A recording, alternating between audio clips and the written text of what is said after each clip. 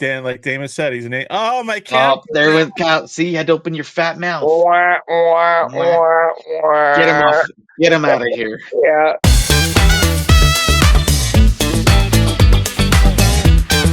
What's up, everybody? Welcome to another episode of the No Sauce Podcast with John and Kyle, with Kyle and John, and special lately co-host Danny, live from Elko, Nevada.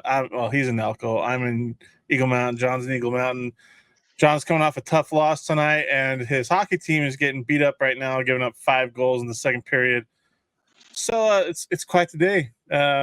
18 innings last night. Danny stayed up for all of them, so he's dog tired.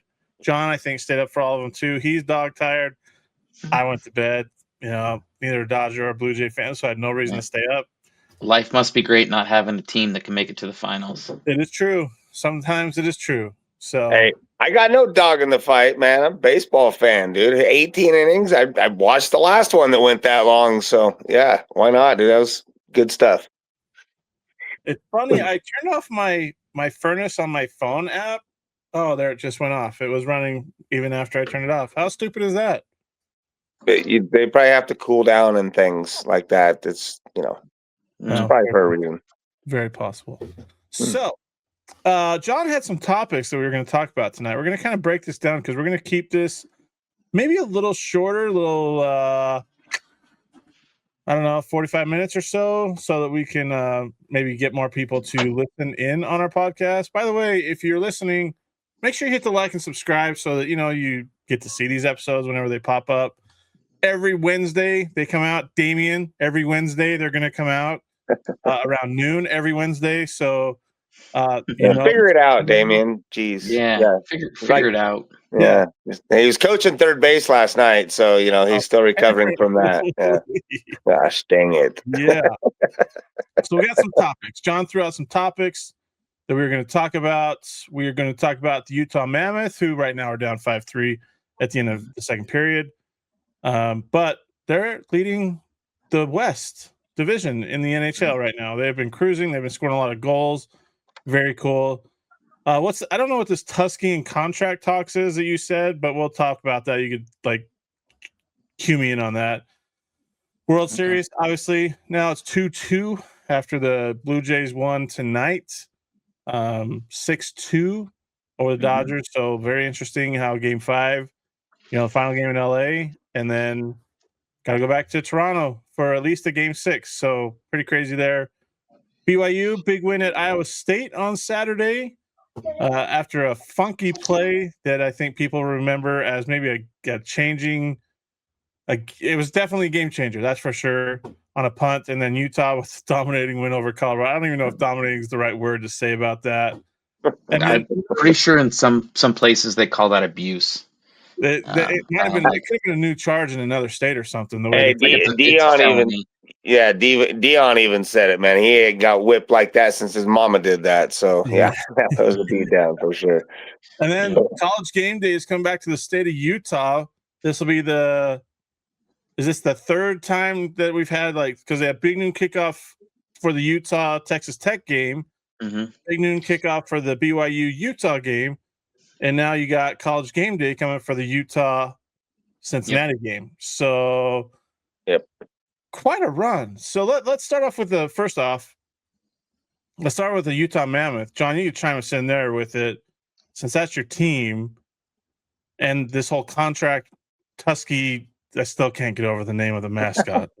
Okay, so that's the first part. Is it's fun because Tusky was revealed 7 games ago at the season opener at home, and I'll hold back my initial reactions. I may have shared it on here, may not have already, but curious your guys' take on that. But it's fun because on Twitter, every time we've won, it's since Tusky's joined, we're undefeated, and I saw somebody post today that hey, if we win 3 more in a row, they'll get Tusky's image or whatever tattooed on themselves. I'm like, that's kind of fun.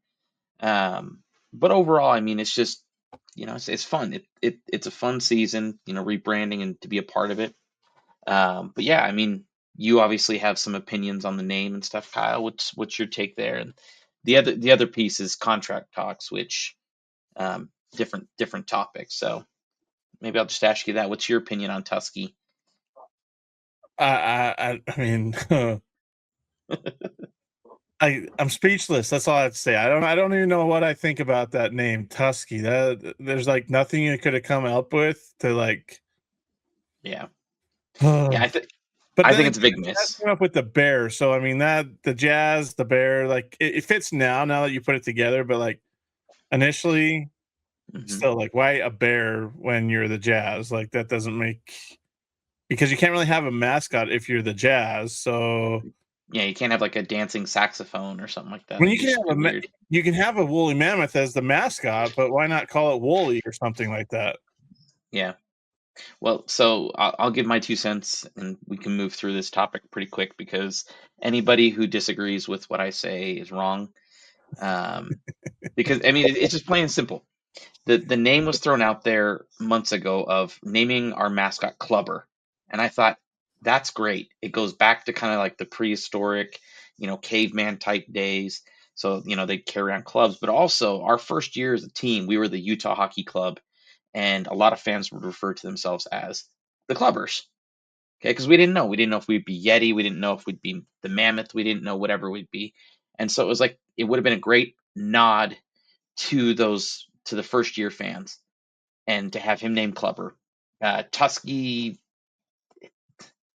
I, I Ryan Smith has done so many great things with the organization. The whole front office has done great. This is the one area where I'm like, man, So what I'm hearing, I think we could go with the old cartoon with the old caveman that he drug the girls out of the cave with the big old club. So your caveman is actually your mascot rather than the no. mammoth. See, I think that they got the mascot itself about spot on. The only thing I disliked was like the light blue color. I thought going with some sort of like Yeah, of a yeah, they brown would have missed been on better. that. But here's the thing, if you look at a lot of the other mascots across the NHL, they're all kind of like cartoony and like Sure. goofy and stuff. And so I get it, I like it, but the overall like body, face, everything structured to him, spot on.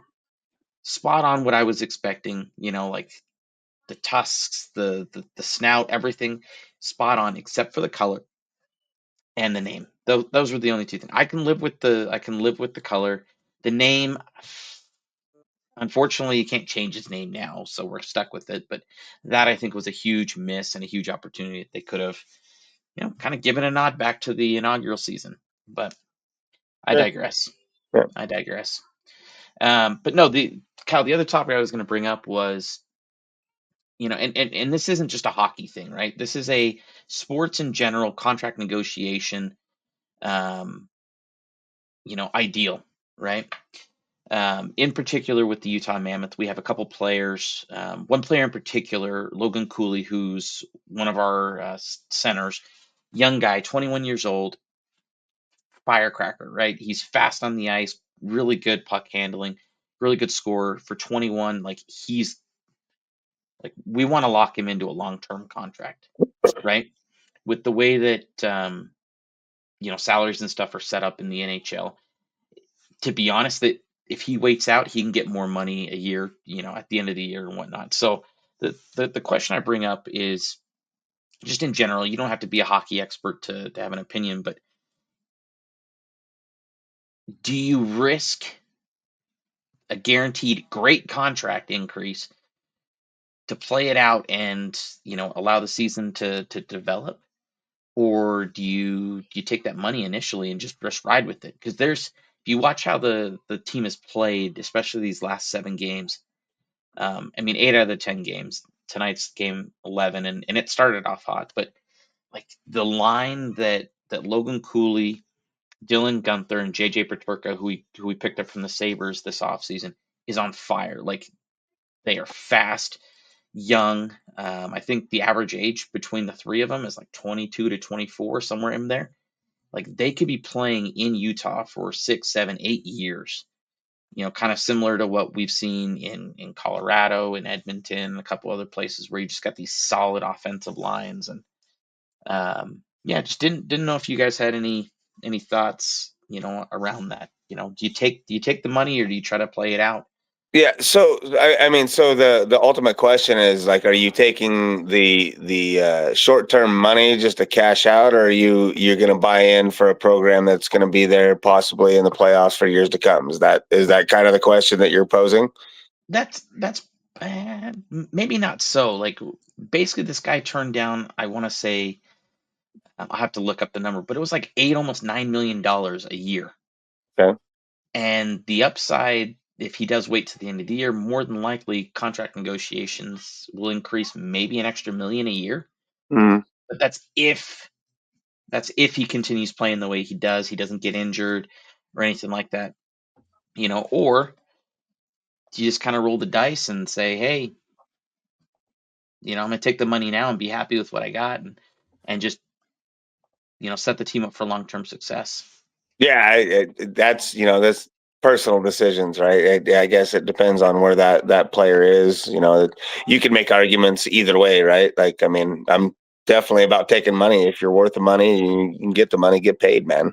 But also, if you really have you're with a program that you enjoy and you want to be there long term, and you can take a sacrifice, and it's best for the program, and that's a good decision too. So I just don't follow the direct, the guys that you're talking about, but that's how I have it from my perspective as a sports fan. Well, I mean, let's put a way that you may understand a little bit better. Imagine you've got a player that let's say like an Archie Manning, right? Young, he's being hyped up, and he goes to a place where he had to play behind, what's his name, Ewers. When Yeah, where like he had all this NIL money because he decided to go to Texas. Would he have been better served going to another team, maybe taking a little less money, and and go somewhere else where, I mean, he's obviously in a great spot in Texas, but I don't know. Maybe that's a bad analogy, but um, I don't know. I see these contracts, and it's like, do we get too greedy? Yeah. Yeah. If that's where You you're, know, yeah, absolutely. And I agree with that. You know what I'm saying? Like, I'm all about being a team player, man. These contracts across all major sports are just ludicrous. I mean, absolutely ludicrous, right? And I mean, Tom Brady did it right for a long time, and that's why they were successful, right? I mean, he took those pay cuts. I mean, at that point, like, what do you need? You're getting more in endorsements than you are. Michael Jordan got more in endorsements his entire career than he did actual salary, right? So, mhm, I mean, it's such with the different salary caps, or lack thereof, between across the major sports and whatnot. It's definitely quite a bit different playing fields between the sports. But yeah, yeah, I'm all about taking less money so the team can succeed and sticking some things together, because at the end of the day, man, it's about championships. And I hate the people that are just chasing the dollar. And if they do, good for them. I mean, like Kirk Cousins. I mean, look yeah, what he stumbled across, right? But I'm all about team success and winning championships, because that's really what it's all about. yeah, If only that were true these days. yeah, I agree with you. It's all about winning championships, but I don't. I mean, I go, hey. I don't. Especially the college level, like kids don't go where they're going to win championships. They go where they're going to get paid. Right? yeah, They're gonna get paid the most. And I mean, you look at Utah Valley, for instance. Last year, they win the WAC regular season title in basketball. Over Grand Canyon, who has millions of dollars in NIL compared to like not even $500,000 at Utah Valley. mhm, If all those Utah Valley guys come back, because they still have eligibility, if they come back this year, they could win the WAC easily. They could win the WAC tournament easily, and they could go to the NCAA tournament and maybe win a game. That's how good they were. But one guy gets paid almost $1 million to go to Clemson, where I don't know if he's going to start, if he's going to play a lot. I don't know. Another guy gets, I think it was like $400,000 or $500,000 to go to TCU, and he's been told, Utah Valley coach has been told he's going to play a lot, so we'll see. Another guy gets paid $300,000 to go to Iowa State. Like, those are big time programs, but they're not just going there for championships. They're going there because that's where they're getting paid, right? Like, I think, and it's just like Kyle Tucker. This year he comes on with the Cubs, starts off with a bang. After the All-Star break, kind of falls back, gets injured. And I saw that he's going to be demanding 10 years, $400 million plus. And it's like, what team is stupid enough to pay that for a guy that, one, looked old in Chicago, looked slow in Chicago? Did he have some good moments? Yeah, but not 10 years, $400 million worth of moments. There ain't no damn human on this planet worth $400 million, dude. I mean, let's get real. That's ridiculous. Like, these coaches that have these clauses, like, I think it was they're between James Franklin, Brian Kelly, and who was the other one that got fired? The guy UCLA Chip, or yeah. That was last year, right? They got fired. Like, they're paying $169 million between these three coaches not to coach. Yeah. And it's like, if you're a president of a university and an athletic director at a university, and you allow this clause to be put in there by the coach's agents to pay this much money if you fire them, one, that tells me you don't have as much faith as you think you do in that head coach to win you enough ball games to compete for national championships every year. And two, you should be fired for letting that clause be in there, because there's no reason to be paying $50 million to a guy not to coach your team. Well, Kyle, the worst part is each of these guys, and it's Billy Napier, so whatever. Each of these guys technically state employees. Like, those jobs are paid by the state because they're state colleges. Absolutely, yep. Mm-hmm. And so I find it asinine that these guys can play around with people's tax money, right?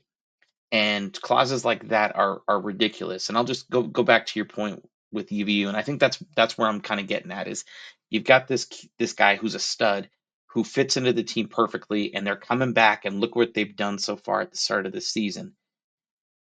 If he's chasing money, he could go and leave and go to another team with all these hopes and wishes, but then what? Does he jive with that team? Is he get picked up by a big market team and just kind of it's kind of one of the guys on the third line, fourth line, not really a focal point, versus here where he can learn and grow with this team, potentially win, division title, conference championship, and go on to the Stanley Cup. I mean, obviously, there's lots of different routes to go but there's something good being built here in Utah, and wish we could continue at it. But that's the biggest thing with this stuff. Like, is the grass greener where you think you're going to get the minutes and things like that? I go back to college because I'm not professional. I feel like it's different, right? It's just you're looking at who's going to pay you the most, and it's similar now in college athletics, right? Who's going to pay them?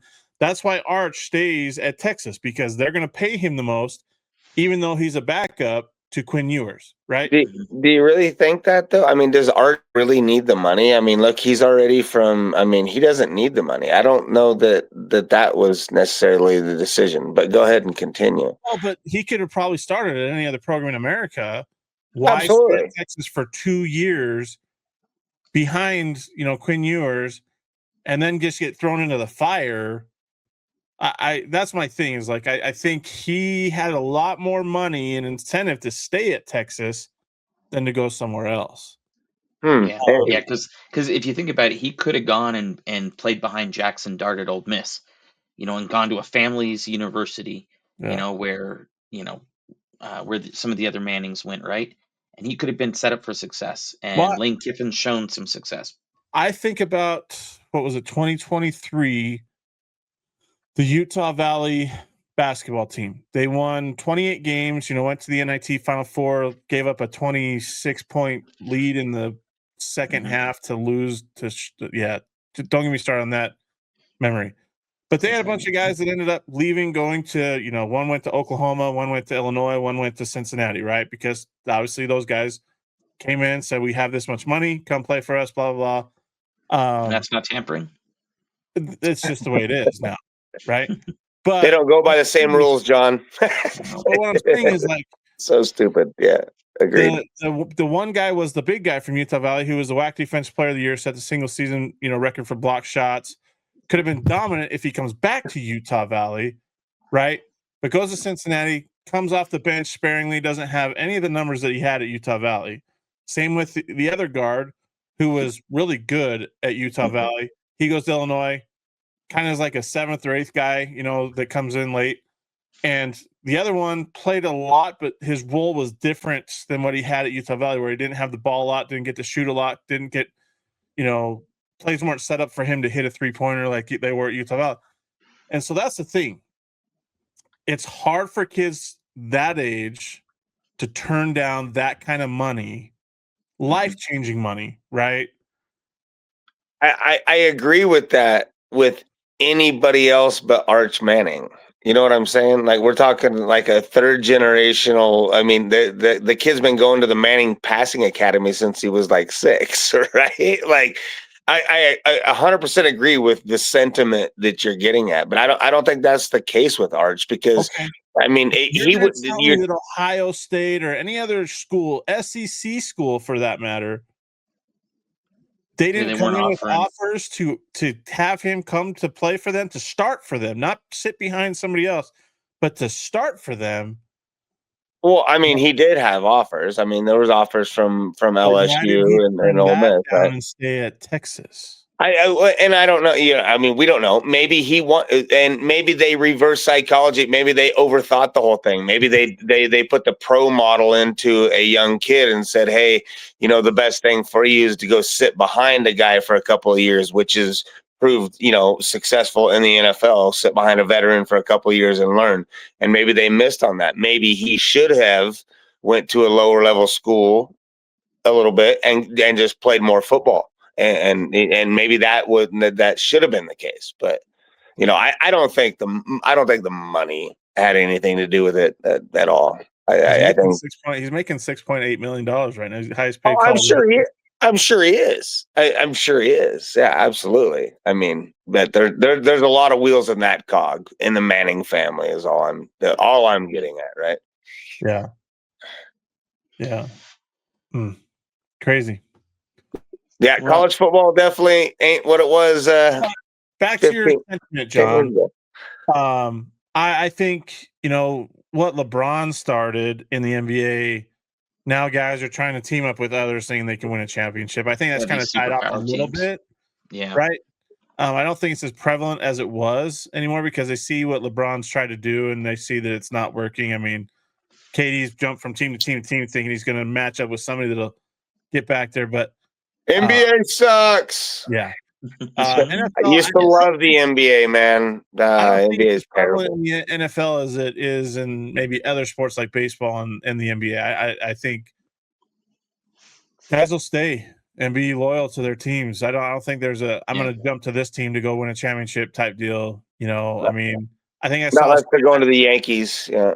Yeah. Right. I think I saw a stat on Dodgers football or Sunday Night Football that said since like 92, the only 3 or Brett Favre, Aaron Rodgers, and Jordan Love have started like 52 of 58 or 152 of 158 games or something like that for the Packers.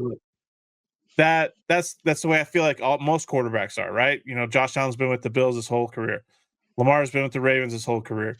Dak's been with the Cowboys his whole career. So, like, I just think that it's different in different sports, right? It's hard to kind of debate that in a sense.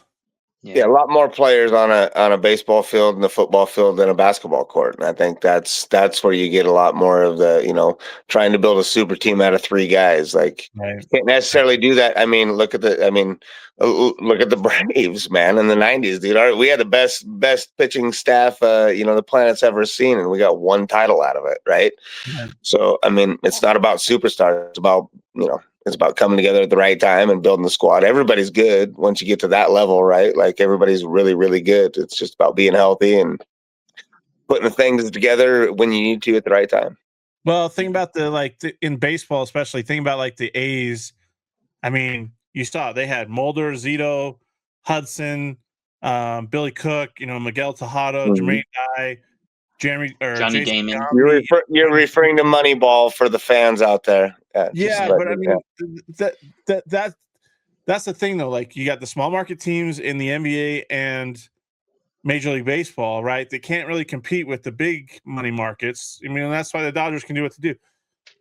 No offense to the Dodgers, that you got the money, flaunt it, spend it. There's no salary cap, right? So do it. Big market. I mean, salary cap. The NBA doesn't. I don't think. Maybe it does slightly. Major League Baseball doesn't. So No. Well, it's small market teams. You got we talked about the Packers, right? Like they're as small market as it gets. The only one that doesn't have an owner, right? Like that's why you have the kind of the lineage that they have. But go ahead, John. Sorry. Well, I was just gonna say that's a problem that I have, and again, I know that my hockey knowledge and and yeah, my love for it, is a lot more than your guys's. But right there's an example of what should be happening more often with professional teams, especially in Major League Baseball. You do have these small market teams that aren't willing to spend money. You have ownership, you have fan base that don't support the team enough. Get them the hell out of there. Look what the Phoenix Coyotes has turned into in Utah. And you still have a very loyal fan base in Arizona that is pissed off. And I feel for them. They're pissed off that they lost their team, right? But you had ownership that didn't take care of the team. They didn't give them the facilities they needed, the backing, hell, like hotel accommodations, travel accommodations, all these things. And finally, you have Utah, that's a small market still in comparison, but you have an owner that's willing to spend the money because he sees it as a long-term investment, right? That's what baseball needs to do. Some of these small market teams, I'm not saying everybody needs to go spend 300 million a year on a team. And certainly I'm a proponent of putting in some sort of a salary cap. Yes, I'm a Dodgers fan. I'm grateful they have the money to spend, but seeing a salary cap, I think, would help even the playing field. But that still is not going to solve the issue of poor ass teams like the A's who aren't willing to spend the money to go invest and really better their organization. And it's how it's always going to be until there's some sort of thing like that.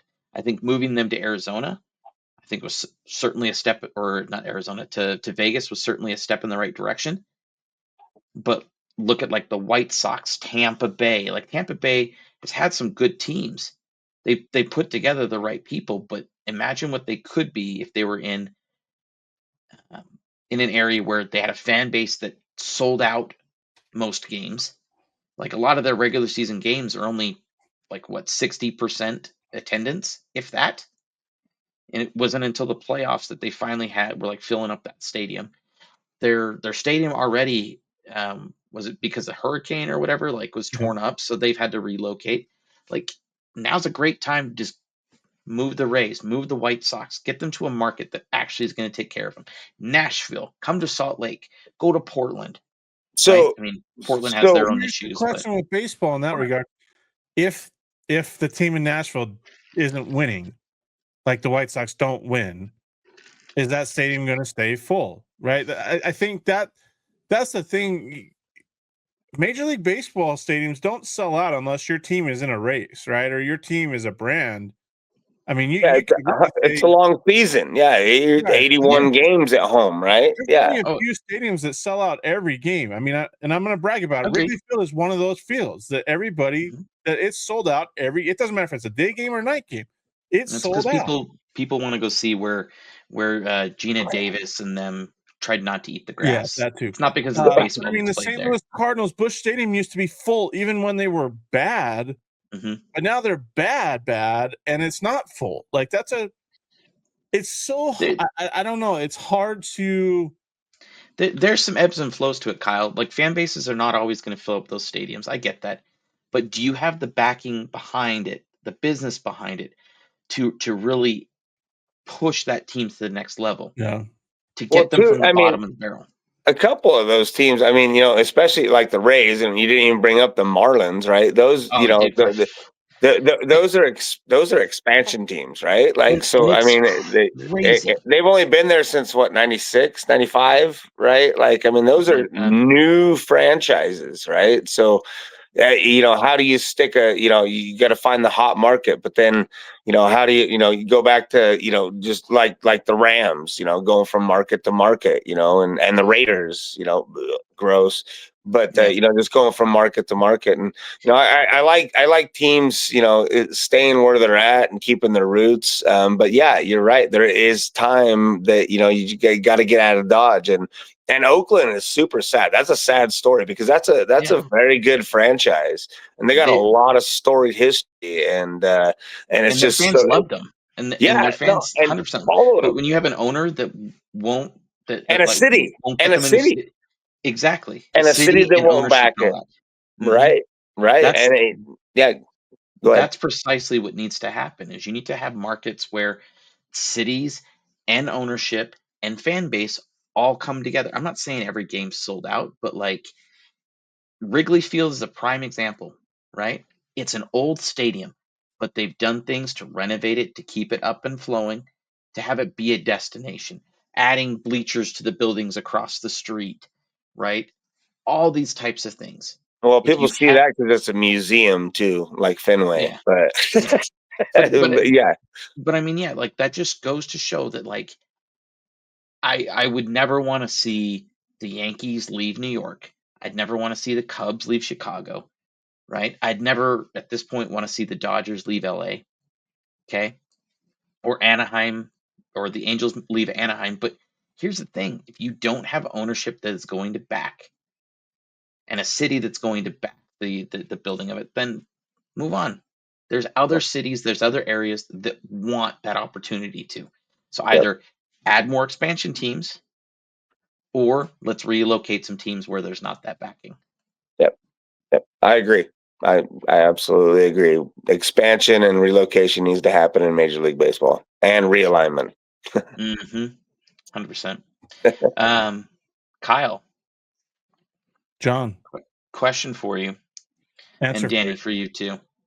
Just kind of helping move things along here. Which take on the latest AP poll, college football? Okay, my immediate take, and I hit Kyle up right away, is, man, I've been following college football polls for a long time. I'm an older guy, and I don't know that I've ever seen a tie at number 10. Yep, yep. I've Never never seen the seen that. ties. We've seen it at the top, and especially towards the end of the season, right? But I don't know that I've ever that's new for me. hmm Yep. I'm going to be a realist. Okay, I am glad BYU is at 10. Good Okay, spot. It's a good spot I right now. personally I think they're still underrated. I think that they should be either an 8 or a 9 seed.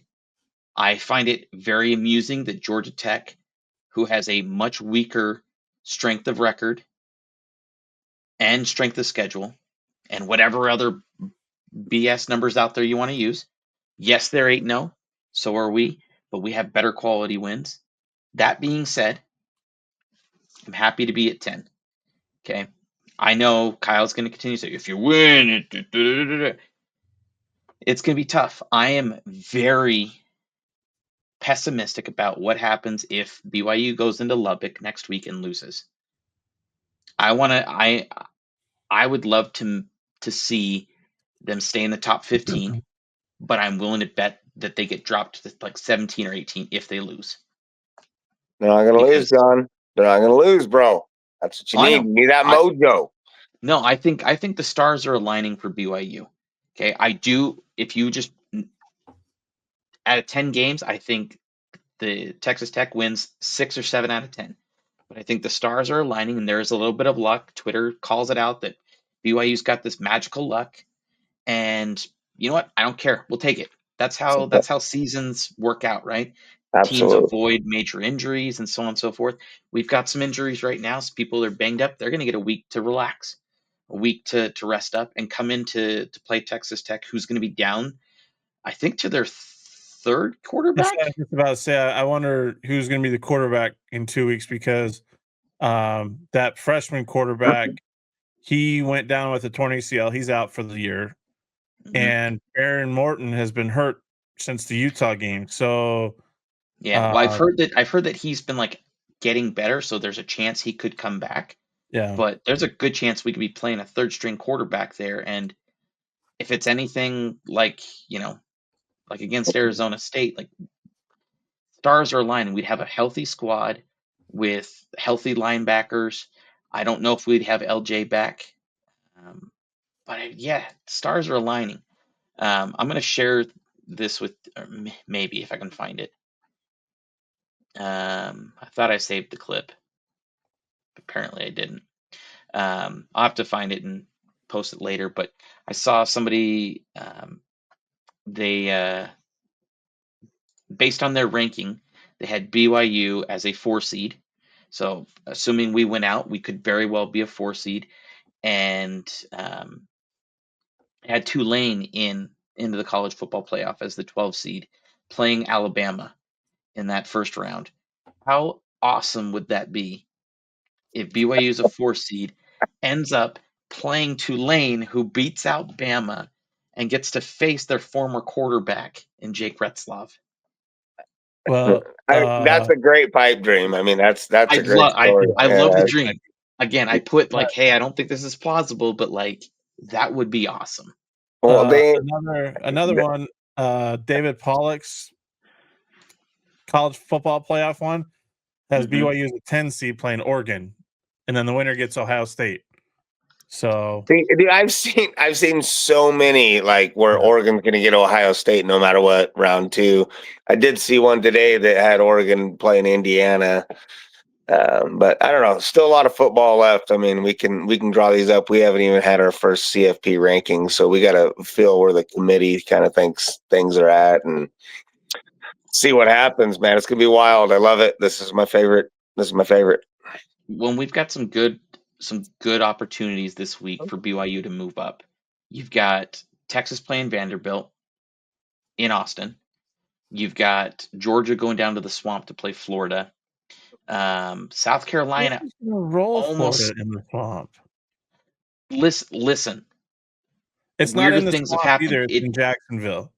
Or Jacksonville. Sorry, sorry. I'm just pulling that up now. But like you've got some opportunities like South Carolina.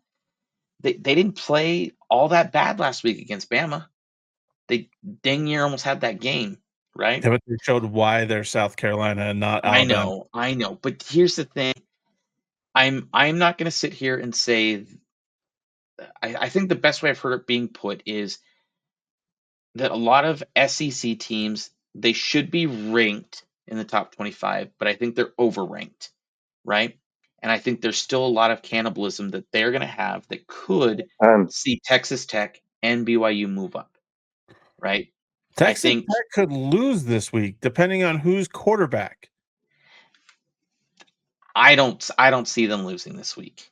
Kansas State has started playing well. They beat the brakes off Kansas. And if Texas Tech is down to its third string quarterback, it's at Kansas State too.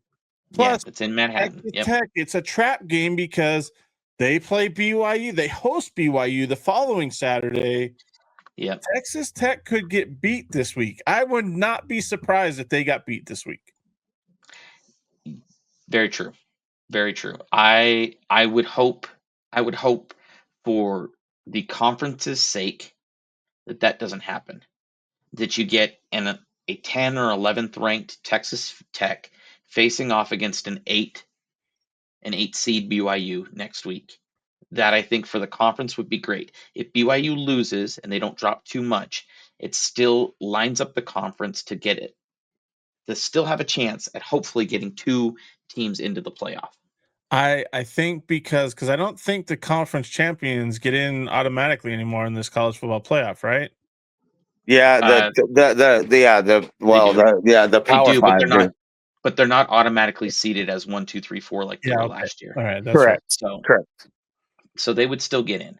If you had a one-loss Texas Tech, a one-loss BYU playing for the conference championship, I think whichever team loses still makes it into the college football playoff. Here's the thing, though. We're so caught up on Texas Tech and BYU. What about the game this weekend in Utah? Here's That the game, Cincinnati's undefeated in Big 12 play, and they've already beaten yeah. Iowa State. Houston is 4-1, and they just beat the brakes off of Arizona State, who beat the brakes off of Texas Tech. So, and Utah's still there. Well, Houston's not going to lose this week against West Virginia. Houston has the easiest schedule left. And I'll read it off to you here. They host West Virginia at UCF, they host TCU, and they're at Baylor. I mean, maybe TCU, but UCF's garbage, Baylor's garbage, and West Virginia is garbage. So Houston could play its way into the Big 12 championship discussion, depending on what happens between BYU, Texas Tech, and Cincinnati. And BYU has to play Cincinnati. So, BYU could play stuff in by beating Texas Tech and Cincinnati and, winning out, whatever. But, I mean, everybody's so focused on Texas Tech and BYU that they've forgotten that there are like 3 other teams that are right there in the mix to play in the Big 12 championship game. And Utah's technically still not out of this. I think out of the remaining teams outside of Houston, they've got the easiest schedule. They just have to play Cincinnati. Then they've got Baylor, Kansas State, and Kansas. And I know you're saying Kansas State, but no, they've got to go. I'm not saying Kansas State is going to go to the Big 12 championship. I'm saying they're going to beat Texas Tech this week.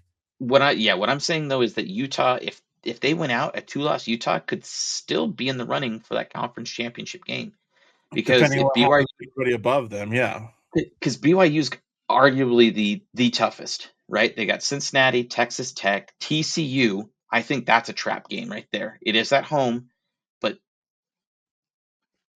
our mind could be thinking of next week at Cincinnati, the following week, and I would say, but I saw a different BYU team Saturday at Iowa State that, the slow start, whatever, kind of got beat up, made the adjustment at halftime like they've done all season long. I think they're locked in because they're coming off a bye at Texas Tech. I don't think they're going to get, when they play TCU, I don't think they're going to get caught looking ahead because they can't, right? They know they can't because they control their own destiny here. I could be wrong. I just think it's a different BYU mindset than it has been in some years past, right? So I don't know. The Big 12 is wild though, and Danny can, we've talked about this. It's it's a crash course to the Big 12 championship and a lot of football to play. Still got a whole month of football. Yeah. Yep. And a lot of critical games. The first college football playoff standings rankings come out Monday, right? This next Monday? Tuesday. Yeah, Tuesday the 4th. Right. So not to completely change topics and stuff, but College Gameday at the U, right? Great top 25 matchup. I'm excited for the conference and the state of Utah in general. I hate that it's at Utah, but I am excited that College Gameday's back here. Unfortunately, ESPN made a horrible decision not to do College Gameday in Provo for that rivalry week. But where else would they take it other than next week in Lubbock? But they're not going to do Big 12 back to back 2 weeks in a row. Well, they may do it because, and here's why, because that BYU game is on not prime time. It's at noon Eastern on ABC/ESPN. So they may do it because of who's broadcasting the game. Yeah, but what's going on? What's going on elsewhere? There's a lot of other big games. Texas Tech beats Kansas State this week, and both BYU and Texas. Let's say something happens in the top 10, and both of them are in the top 10. Why would you not Like, how could you not?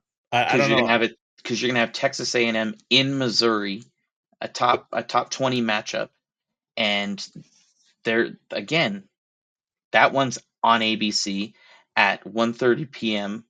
in the afternoon Mountain Standard Time. So what's that? 3:30 p.m. It's plenty of time for them to do the broadcast there. They haven't been to Missouri in, I think I saw somewhere since the 90s.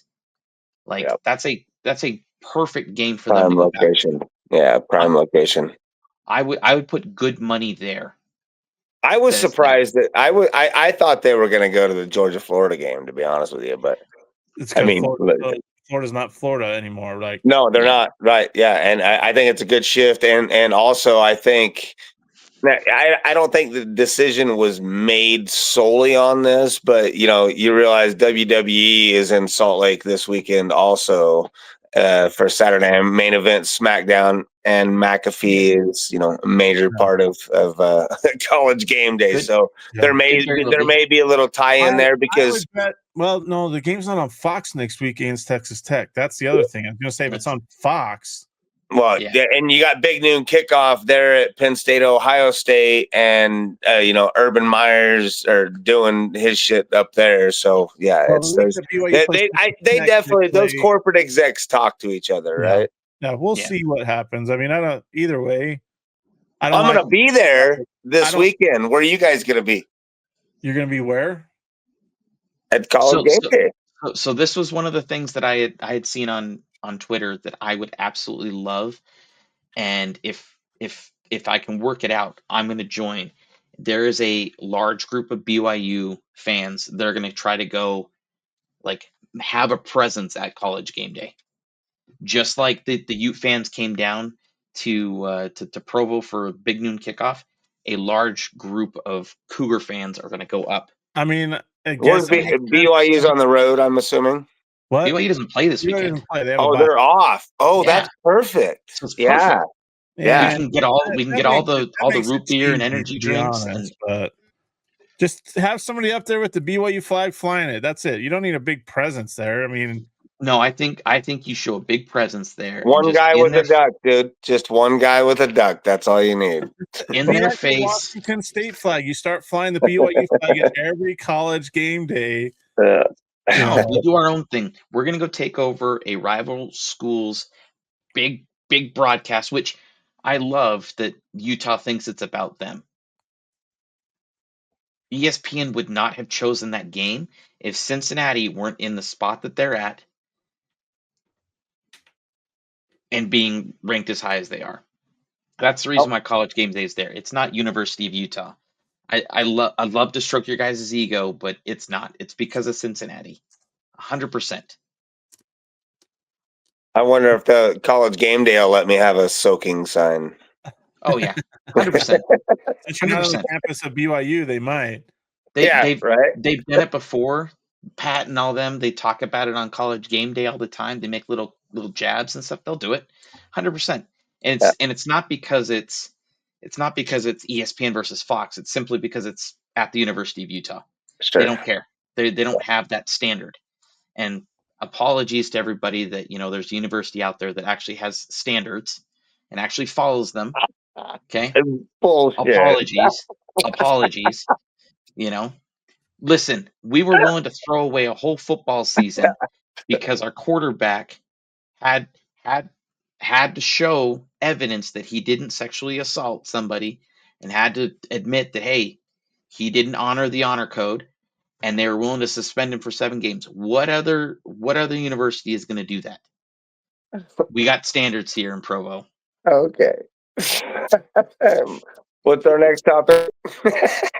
Oh my god! But hey! Why Next. aren't you gonna be at game day? That's all I want to know. That's what I'm saying. I was thinking about messaging you about see if you're actually going to come, because if you are, maybe I'll. Yeah. I mean, I don't have anything going on Saturday, so I mean, maybe bring you some BYU stuff.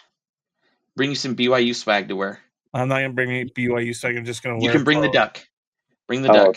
The duck's coming. The duck is absolutely I'm gonna get ducked up and walk around with the duck, and maybe UVU doesn't have a football team. Maybe I'll wear Tarleton State athletic stuff because my friends at Tarleton State have a big football game on Saturday against Abilene Christian, and somebody could point out the guy in purple. Somehow, maybe a camera will get on me, and I could. Well, that's a lot of purple, so I'm sure it will. They might be like, hey, how did Barney the dinosaur make it on the? F you. Yeah, next to the guy in green, next to the Jolly Green Giant, yeah, will be quite the Fruit of the Loom commercial. Yeah, let's Look go. like Mardi Gras. Let's go. Well, and Damien, he's going to be in orange, so he's going to be looking like the giant peach or whatever. It's One of funny. these days, people are going to point you guys out and be like, "Hey, wait, these guys were at Big Noon Kickoff. They're stalking these shows. What?" Yeah, it's the Fruit of the Loom guys. That's awesome. Oh my gosh. Oh yeah. That's so awesome. I don't know what else to talk about. There's not much else to talk about. We already talked about the World Series. Game 4 goes to the Blue Jays. We're going to Game 5. Is that tomorrow? Game 5. Tomorrow night. Yep, tomorrow night. Yep. 2-3-2. I was toying with the idea of if they won tonight, that I'd book a flight, go out there for Game 5, and then fly back the next morning. But since it's going to Toronto, sucks to be you. And yeah. I said Dodgers in 6, man. So that means they got to win it in Toronto. So I said Dodgers in 6 as well. But yeah, I mean, the thing was pitching started off really well tonight. It was tough. And here's the thing. I think we need to spend a second on this. I'll get to it in just a minute. But yeah, tonight Ohtani threw well.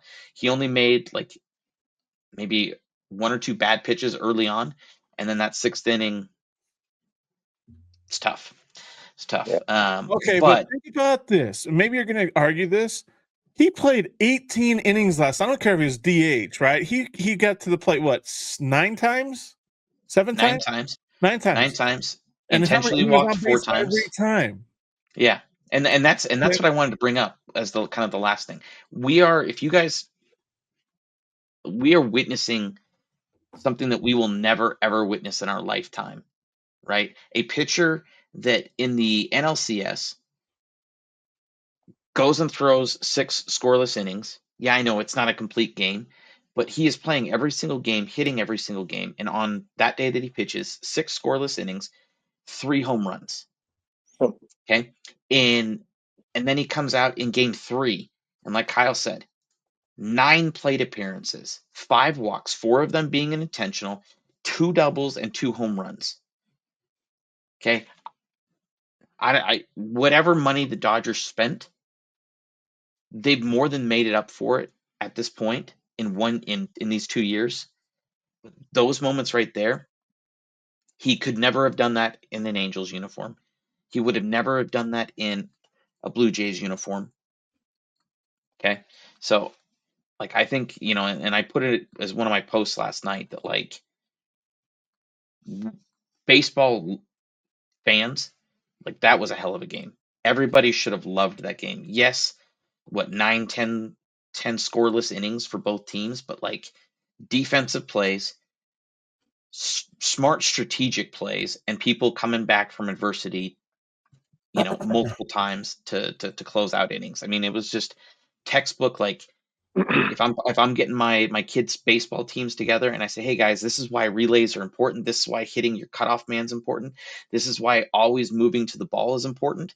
Tommy Edman could have cost the Dodgers the game last night because the Blue Jays base coach could have done a better job too, but that's definitely the Dodgers had one too. The Dodgers had one too when they sent Freddie Freeman with 2 outs from what was it? I think it was from first base or whatever, and to try to have him like Freddie's pretty fast for his size and frame, but he was dead to rights. What are we doing, right? But again, the highs and lows of like you made an error, move on. Tommy Edman, easy double play ball at second base, botches it. Then 2 batters later, catcher Alejandro Kirk steps up, hits a 3-run blast, and then another run scored that inning. They could have been out of that inning, no runs, and Dodgers would not have had an 18-inning game last night. Well, but Tommy Edman multiple times comes up and made game-saving throws And it's like, again, move on. You make an error, move on. You're not getting it done at the bat, get it done in the field. You're not getting it done in the field, get it done in the bat. It was That's the beauty of baseball compared to like football and basketball is you can't fake it, right? You can't you have to play it out. There's no ties in baseball. There's no Clock. there's no fouls, there's no clock, there's no nothing. You have to play it out, right? You determine the outcome of the game, right? I mean, officiating, sure, umpires sometimes make mistakes, blah, blah, blah, blah, but you have to make the plays or else you're not going to win the game. I think that's where it's different from football and basketball. That's why it's the best sport. It truly is. Yeah. I mean, all of that, like everything you were just talking about, like, yeah, I mean, things could have happened differently here. Things could have happened differently there. Like, the delayed strike call, early on in the game when Oh Bichette yeah. got backdoored at first, that was like, come on, dude, let's figure it out. Like, whatever. I mean, and when you're talking about 6.5 hours worth of baseball, I mean, yeah, there's a lot of different things that could have happened. And yeah, you couldn't write that story. I thought it was well coached on both sides. Yeah, there was mistakes that happened on both sides, but they rebounded well, as you were saying. And it was, as it boiled down through the night, like, let's talk about the umpire behind the dish, man.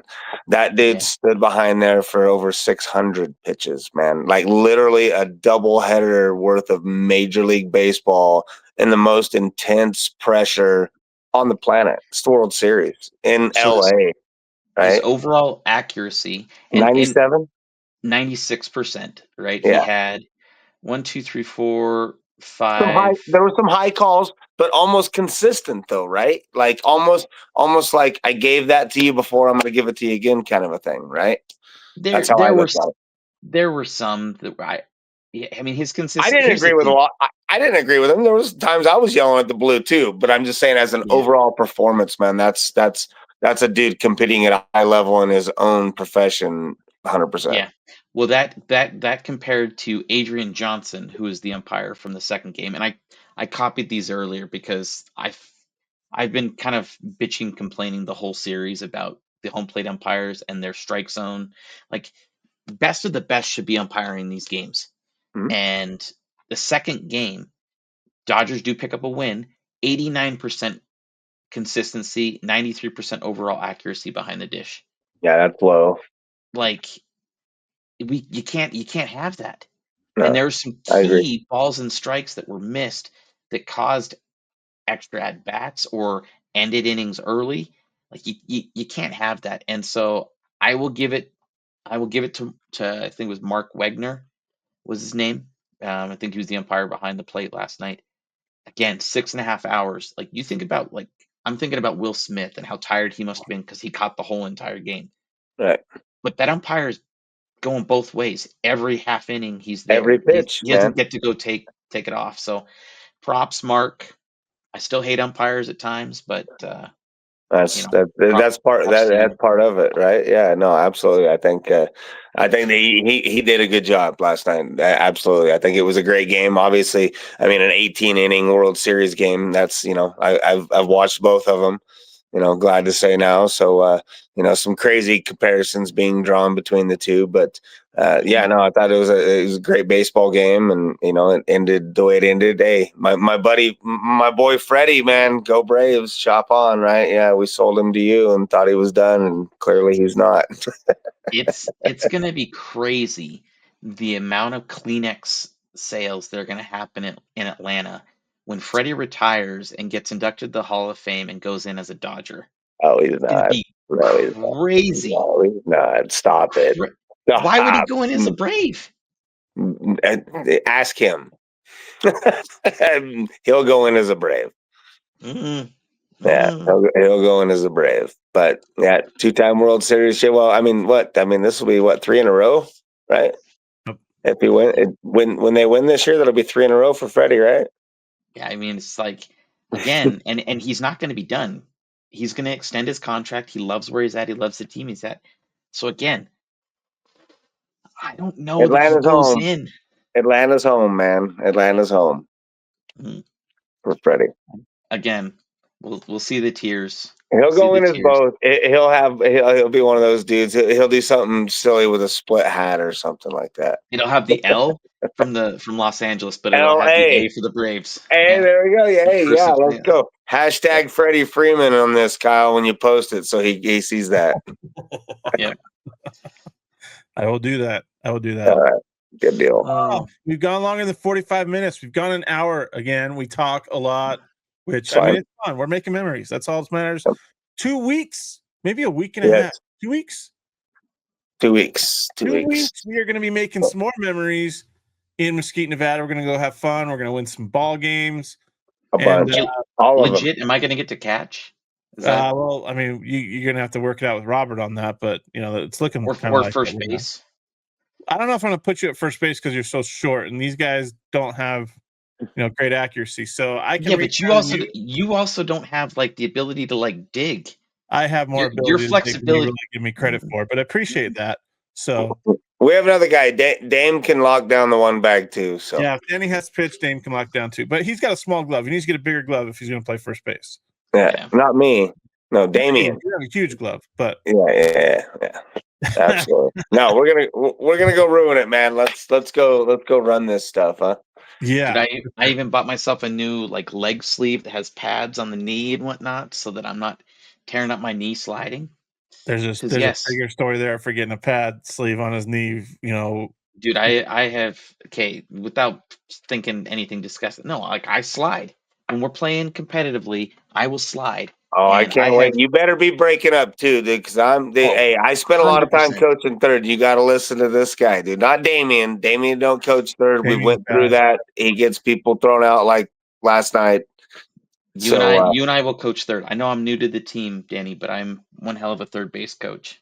So is Danny. Well, we got Yak too. We got Mr. Coach. We got Coach Yak. We got Mr. Coach, dude. So me and him kind of got a program, John. I mean, I appreciate it. We'll ease you into it, yeah, because we can't. We got to pee. There's no we got to easing pee in. sometimes. There's no easing in. I'm going right in.